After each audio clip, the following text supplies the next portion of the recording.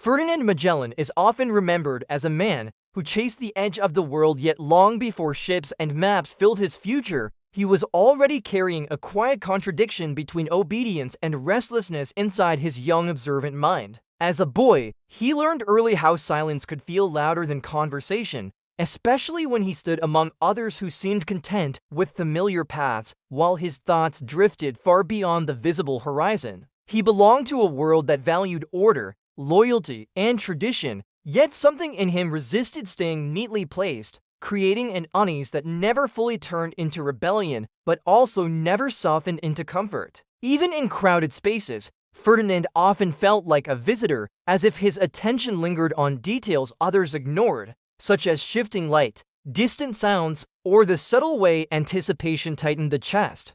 This tension shaped him quietly, because while he followed expectations outwardly, his inner life grew dense with questions that rarely found immediate answers. There was a softness to his sensitivity that contrasted with the stern environments around him, which made him feel both capable and uncertain at the same time. The paradox was already clear, even if unnamed, because he seemed calm to those watching, while internally he carried a continuous pull toward something undefined and unreachable. Young Ferdinand listened more than he spoke, absorbing stories, rumors, and passing descriptions, while slowly learning that words could open worlds far larger than the rooms in which they were spoken. He noticed how adults spoke of the sea with certainty and fear mixed together, often disguising awe beneath practical concerns and cautious warnings. Rather than shrinking from this tension, he grew curious about it, sensing that fear often surrounded things worth understanding. Books, conversations, and quiet observations blended together in his imagination, forming shifting images of distant lands that felt more real than the boundaries around him. At times, his sensitivity made him seem withdrawn, although internally he was constantly assembling fragments into possibilities that refused to stay small. Ferdinand experienced belonging as something temporary, appearing briefly before dissolving again, which taught him to rely more on inner direction than external approval. He learned discipline not because it satisfied him, but because it offered structure against the vast uncertainty he already sensed. Among peers, he often felt slightly out of sync, not because he lacked strength, but because his thoughts traveled at angles others did not follow. This quiet difference sometimes attracted misunderstanding, which he accepted with more patience than resentment. There were moments when he wondered whether his unease was a flaw rather than a gift, especially when calm obedience seemed to bring others peace.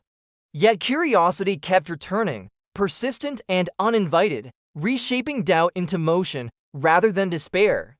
The sea, even when unseen, occupied his thoughts as an idea before it became a destination. It represented scale, risk, and mystery, all folded into one image that refused to stay silent.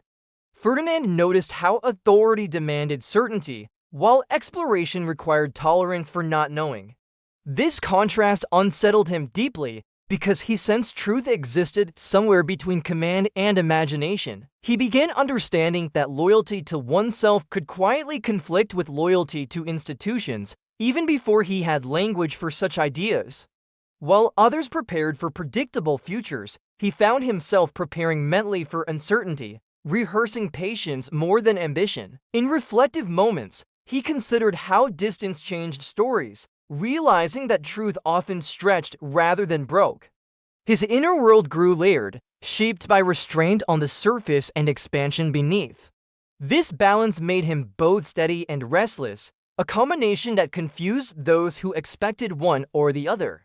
He became comfortable waiting, though not satisfied with stillness. Observation turned into a habit, then into a skill, allowing him to notice patterns without needing immediate resolution. He sensed that understanding did not always arrive quickly, and that preparation often looked like hesitation to others. Ferdinand's imagination remained active, but controlled, tethered loosely to reality rather than escaping it entirely. He felt drawn to edges rather than centers, to places where certainty blurred into possibility. This tendency shaped his friendships, his silences, and his choices in subtle ways. He learned that restraint could coexist with longing, without canceling either. Even before action entered his life, intention was already forming quietly beneath the surface. There were days when nothing visibly changed, yet internally entire landscapes shifted. Such moments taught him that growth was often invisible at first. The young Ferdinand carried himself carefully, aware that ambition without patience often burned itself out. He trusted preparation more than impulse, even as curiosity pulled insistently forward. This careful tension became his companion rather than his enemy. He realized that uncertainty was not something to eliminate, but something to learn how to carry. In this way, his youth became less about arrival and more about orientation.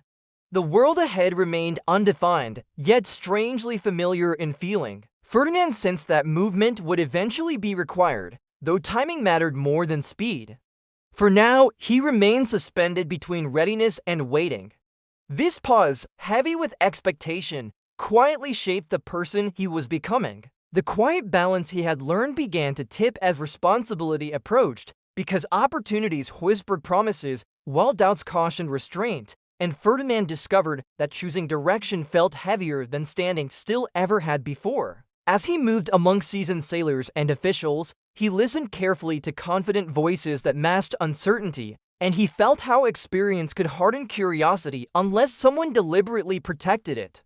Expectation pressed on him gently yet persistently, asking him to become reliable rather than imaginative, even as his thoughts kept tracing invisible routes across imagined waters. He learned how language could conceal fear, noticing how polished plans often avoided admitting what maps refused to show.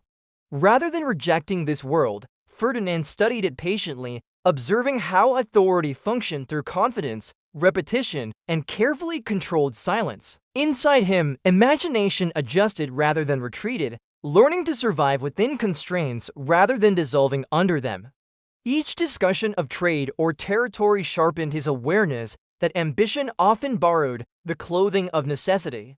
He began understanding that bold ideas rarely arrive loudly, instead appearing quietly where preparation meets dissatisfaction. As his skills grew, so did the tension between acceptance and independence, because success inside existing systems required compromise that never fully satisfied his inner compass. He learned discipline deeply now, not as obedience alone, but as endurance for long uncertainty.